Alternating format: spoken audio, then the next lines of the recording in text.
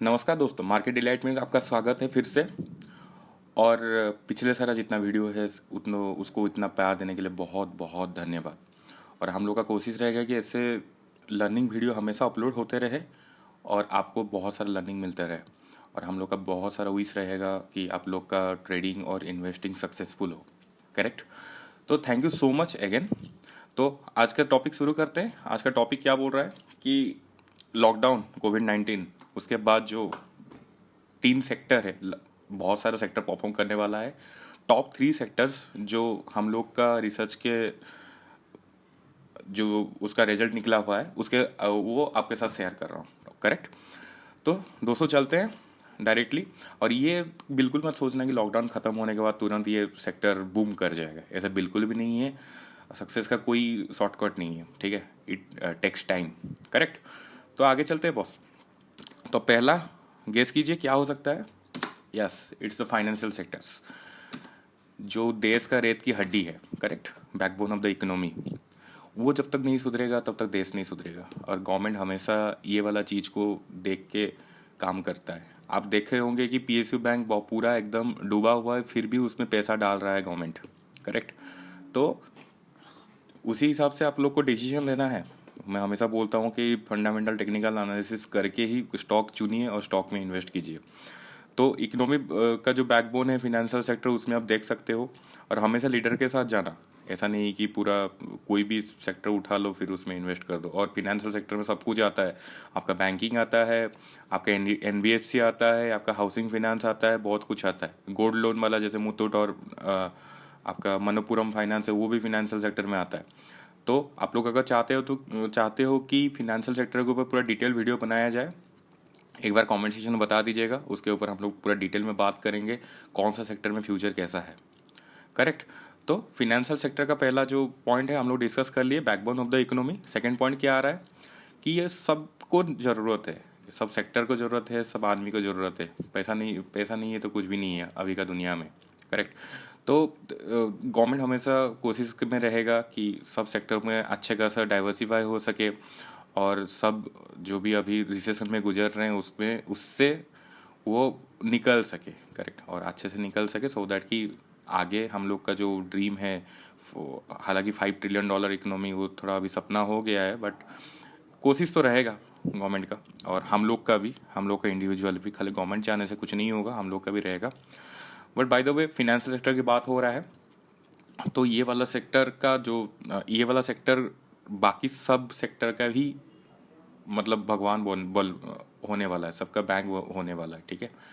तो वो सेक्टर में देखिएगा, वो फिनेंशियल सेक्टर कौन सा सेक्टर आगे परफॉर्म करेगा, उस सेक्टर को कौन सा फिनेंशियल सेक्टर उसको फंडिंग कर रहा है। करेक्ट।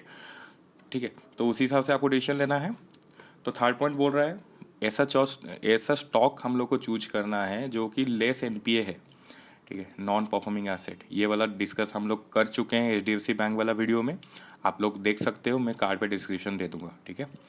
तो लो एनपीए स्टॉक हम लोग को चूज करना है। करेक्ट।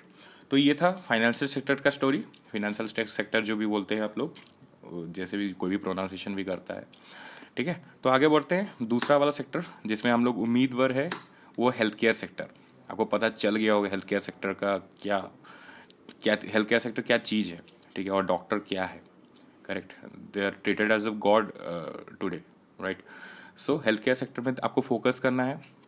रीजन क्या है मैं बता दूं कि जो स्केड्यूल चेकअप होता है ना, जो हम लोग का साल में एक बार होता है, अभी वो क्वार्टरली एक बार होना शुरू हो जाए, कहीं कहीं पे तो एक महीना में एक बार भी हो जाए। तो ये ट्रेंड होने वाला है, चाहे वो पर्सनली हो, चाहे वो कंपनी का हो, चाहे वो अगर कोई कंपनी उसका लेबर मैनेजमेंट हो, और हर लेबर का उसका हेल्थ चेकअप जरूरी हो गया है। क्योंकि जब तक उसका हेल्थ ठीक है तब तक हेल्थ इज वेल्थ, जब तक हेल्थ ठीक है तब तक ठीक रहेगा। और अभी का हेल्थ कंडीशन ऐसा है कि एक आदमी बीमार होगा बाकी 10 को करेगा। तो ये वाला रिस्क अभी आगे कंपनी वाले नहीं उठाने वाले हैं। और ये स्केड्यूल चेकअप वो ट्रेंड होने वाला है और इसके द्वारा हेल्थ केयर सेक्टर बहुत आगे जाने वाला है। ठीक है। तो सेकंड में आ जाते हैं बॉस। इम्यूनिटी सिस्टम बढ़ाने के लिए आदमी अभी कुछ भी करेगा। ठीक है। तो वो आयुर्वेदिक सेक्टर हो गया और बहुत सारा ऐसे भी एन जो निफ्टी 50 और निफ्टी 50 तो नहीं बोल सकते, एनएससी में लिस्टेड है, जो कि मतलब वो इसी ऊपर काम करते हैं, ठीक है। इम्यूनेशन पावर, उसका जो प्रोडक्ट रहता है उस सब में इम्यूनेशन पावर आपका बढ़ता है और आप अच्छा खासा आप जो भी डिजीज को फाइट करने के लिए आपके पास ताकत रहता है, करेक्ट। तो ये वाला चीज़ हो गया हेल्थ केयर में। और एक तो चीज़ है, ये वाला बहुत इंपॉर्टेंट है, बेबी केयर। जैसे कि जॉनसन एंड जॉनसन, हालांकि ये एनएससी में लिस्टेड है नहीं, बट बेबी केयर सेगमेंट में बहुत कुछ उसमें रिवॉल्यूशन आने वाला है। जितना अभी मतलब हम लोग का इंडियन मदर जितना कॉसेस थे, इंडियन पेरेंट्स जितना कॉसेस थे, उससे ज़्यादा कॉसेस होने वाले हैं, ठीक है। और उसी हिसाब से वो लोग भी मतलब जो भी है उसी चीज़, वो भी बहुत सारा सेक्टर, जैसे कि बहुत सारा स्टॉक लिस्टेड है एनएससी में जो कि बेबी केयर के ऊपर फोकस करता है। तो एक बार देख लीजिएगा बेबी केयर सेक्टर में क्या क्या चीज़ है, करेक्ट। ये तो दोनों हो गया, एक फिनेंशियल दूसरा हेल्थ केयर, और तीसरा आप गेस कीजिए क्या हो सकता है। Yes, it's IT, information technology, software. जब तक नहीं होगा कुछ नहीं होने वाला अभी, ठीक है। पहले तो जो भी आपका खाद्य वस्त्र वासगृह पहले था, जो भी हम लोग का नीड, अभी तो इंटरनेट सॉफ्टवेयर इसके बिना भी काम नहीं चलने वाला, करेक्ट। और इसका जो पहला है ऑटोमेशन, एज ऑफ ऑटोमेशन शुरू होने वाला है, रिवोल्यूशन, ठीक है। रिवोल्यूशन ऑलरेडी हो चुका है और भी जितना बचा है उसको भी वो ये लोग ग्राब करने वाले हैं आईटी सेक्टर वाले, क्योंकि वर्क फ्रॉम होम का ट्रेंड बनने वाला है। और हर चीज़, जैसे कि अभी जो होम डिलीवरी ये सब जो चीज़ हो रहा है, उसका सप्लाई चेन का कंट्रोल, सब कुछ अभी मैक्सिमम टू मैक्सिमम चीज़ ऑटोमेशन होने वाला है, और जिसमें आईटी सेक्टर और सॉफ्टवेयर सेक्टर का बहुत बड़ी रोल होने वाली है। तो ये सेक्टर को आप लोग फोकस कर सकते हो। और इसमें ऐसा है कि हर आईटी सेक्टर, हर आईटी स्टॉक अलग अलग सेक्टर में फोकस करता है, मतलब उसका जो क्लाइंट बेस है उसका कौन सा सेक्टर में, जैसे कि आपका टीसीएस हो गया, गवर्नमेंट सेक्टर का चीज़ हो गया, डॉक्यूमेंटेशन ऑल दिस थिंग्स। दूसरा जैसे कि इन्फोसिस हो गया, बैंकिंग सेक्टर के ऊपर फोकस कर रहा है। टेक महिंद्रा हो गया आपका टेलीकॉम सेक्टर में फोकस कर रहा है। तो उसी हिसाब से कौन सा सेक्टर आप बुलिश हो, उसी सेक्टर में कौन सा आईटी कंपनी काम कर रहा है, उसी हिसाब से आपको उसमें इन्वेस्टमेंट का डिसीजन लेना होगा, करेक्ट। और आईटी सेक्टर के ऊपर भी हम लोग का एक वीडियो अगर चाहते हैं तो आप कमेंट में बता सकते हो, और उसके ऊपर मैं वीडियो बना दूंगा, ठीक है। तो दूसरा जो पॉइंट है स्किल्ड मैन पावर। आप बोलेंगे स्किल्ड मैन पावर तो है, उसमें क्या चीज़ बड़ा चीज़ है। मैं बोलना चाहूँगा कि आईटी के ऊपर पूरा वर्ल्ड जो डिपेंडेंसी है, और हम लोग का इंडिया का जो आईटी सेक्टर है वो एक्सपोर्ट करता है, one of the biggest export thing from the India is IT sector. और बहुत सारा जो आईटी ग्रेजुएट जो है, आईटी हम लोग का जो आईटी इंजीनियर, सॉफ्टवेयर इंजीनियर लोग हैं, वो मैक्सिमम बाहर में जितना है इंडियन ही है, करेक्ट। चाहे वो माइक्रोसॉफ्ट देख लीजिए, आईबीएम देख लीजिए, कुछ भी। तो ये जो एक्सपोर्ट चीज़ है, और बाहर में जैसे इंडिया ऑटोमेशन होने वाला है, बाहर का दुनिया में ऑटोमेशन होगा, और ये वाला आईटी सेक्टर हम लोग का बाहर को सर्विस एक्सपोर्ट कर सकता है, राइट। तो this is also one of the reason कि आईटी सेक्टर आगे परफॉर्म करने वाला है, ठीक है। और लास्ट वाला पॉइंट है गवर्नमेंट वर्क्स।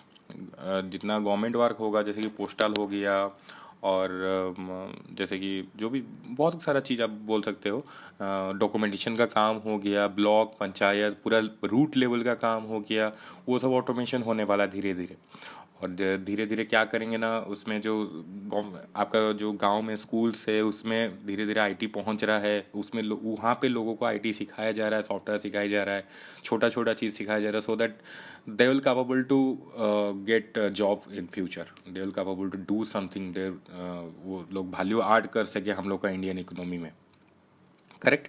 तो गवर्नमेंट वर्क में बहुत आईटी बहुत सारा चीज़ का रोल प्ले करने वाला है। सो आईटी सेक्टर में मैं बहुत ज़्यादा बुलिश हूँ, जितना 3 सेक्टर बताया, थर्ड वाला सेक्टर में मैं बहुत ज़्यादा बुलिश हूँ, करेक्ट। सो ये था आज का 3 सेक्टर्स जो कि मैं बता सकता हूँ कि मेरा रिसर्च जो बोल रहा है कि this will perform better, correct. और इसमें आप लोग लॉन्ग टर्म स्ट्रैटेजी बना सकते हो, और इसमें एसआईपी भी कर सकते हो। एसआईपी स्टॉक में कैसे किया जाए, म्यूचुअल फंड में तो सब आपको दूसरा वीडियो मिल जाएगा, लेकिन स्टॉक में कैसे किया जाता है वो वाला वीडियो मैं बहुत जल्दी लाने वाला हूँ, करेक्ट। तो साइनिंग आउट, मैं आपको रिक्वेस्ट करूँगा एक बार सब्सक्राइब कर लीजिए, बेल आइकन दबा दीजिए, ठीक है। तो ताकि ऐसे ही लर्निंग वीडियो आपको मिलता रहे, और जब भी मैं अपलोड करूँ आपके पास नोटिफिकेशन आ जाएगा, ठीक है। कमेंट सेक्शन में बताइएगा, आपका कमेंट सेक्शन का जो भी कमेंट रहता है उसका मेरा इंतज़ार रहेगा, ठीक है। और थैंक यू सो मच।